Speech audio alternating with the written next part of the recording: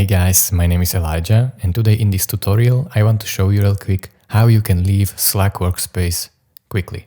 So first thing you want to do to leave a workspace is go over to your profile picture and click on it, and then just go over to your profile and then go over to these three dots to this more option, and then go over here down and click on account settings.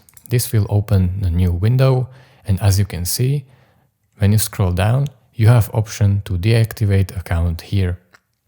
So click on that deactivate account. And now it will prompt this to read you, are you sure you want to deactivate your account? And you will be moved out, or you leave this workspace.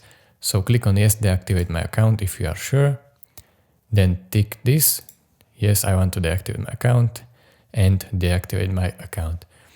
It is guarded by these three confirmations, so you don't accidentally deactivate your account. You can go over to Slack. Your account has been deactivated right now. So thank you for watching. If this was helpful to you, consider subscribing and liking this video, and I will see you in the next one. See ya!